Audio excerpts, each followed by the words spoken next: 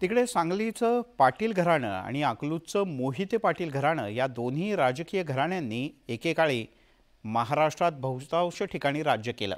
पण याच दोन्ही घराण्यांच्या वारसांना लोकसभेच्या तिकिटासाठी सध्या मोठा संघर्ष करावा लागतोय मंडळी।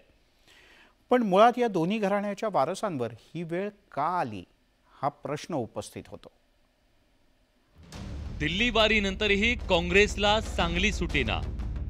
विशाल पाटलांच्या हाती काही लागेना। भाजपनेही धैर्यशील मोहितेंना तिकीट नाकारलं। मोहिते घराणं पवारांची तुतारी हाती घेणार। कधी काळी महाराष्ट्रातील काँग्रेसच्या खासदार आमदारांची तिकीट सांगलीतून फायनल व्हायची, कारण अवघे 7वी पास असलेले वसंतदादा 3 वेळा महाराष्ट्राचे मुख्यमंत्री राहिले।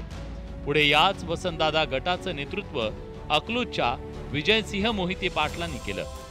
त्याच बळावर त्यांनीही राज्याचं उपमुख्यमंत्रीपद भूषवलं।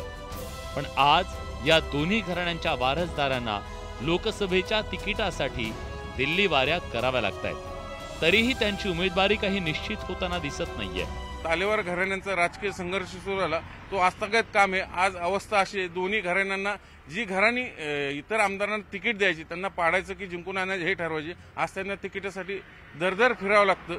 हे दुष्टचक्र का आलं, कोणामुळे आलं याचा विचार खरं तर या दोन्ही घराणी करण्याची गरज आहे। मवियात सांगलीची जागा उद्धव ठाकरेंनी परस्पर जाहीर करून टाकली, तर तिकडे माढ्यात अकलूजकरांनी मागणी करून सुद्धा भाजपनं तिकीट त्यांना नाकारलं।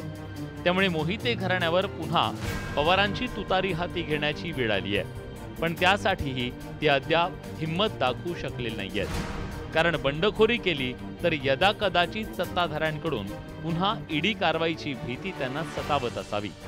पण या दोन्ही घराण्यांची पुढची पिढी तेवढी सक्षम नसल्यामुळे त्यांच्यावर ही वेळ आल्याचं जाणकार म्हणतायत। एक तर पक्षाची पकड सुटत गेली आणि त्याचबरोबर अशा घराण्यांची जनसामान्यांच्या वरची पकडही सुटत गेली।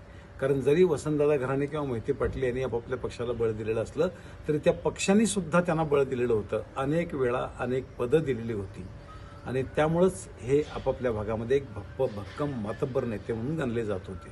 सध्याची त्यांची जी स्थिती आहे त्यासाठी त्यांनी स्वतःच आत्मपरीक्षण करायला पाहिजे। खरं तर सांगलीची खासदारकी 2014 पर्यंत वसंतदादांच्या घरातच होती, पण मोदी लाटेत प्रतीक पाटील पडले आणि तेव्हापासून ही जागा भाजपकडे गेली। विजयदादा मोहिते पाटलांनी मात्र अगदी 2014च्या मोदी लाटेतही माड्याची खासदारकी राखली। पण 2019ला पवारांनीच मुलगा रणजितला तिकीट नाकारलं आणि मोहित्यांचे युवराज भाजपात डेरे दाखल झाले। पण तिकडेही लोकसभा तिकीट काही मिळालेलं नाही। पण सहकारी संस्था अडचणीत असल्यानं ते गप्प बसले। आता मात्र या दोन्ही घराण्यांच्या द्वितीय युवराजांना काही करूनही आपापले राजकीय गड पुन्हा ताब्यात घ्यायचे। पण बदललेली राजकीय परिस्थिती त्यांना काही साथ देताना दिसत नाहीये। अशाही स्थितीत आता लढलो नाही तर राजकीय दृष्ट्या कायमचे संपून जाऊ अशी भीती त्यांना सतावते। आणि म्हणूनच आता दोन्ही घराण्यांचे युवराज बंडखोरी करून आपापली राजकीय सल्तनत पुन्हा काबीज करणार का हे पाहणं महत्त्वाचं ठरणार आहे।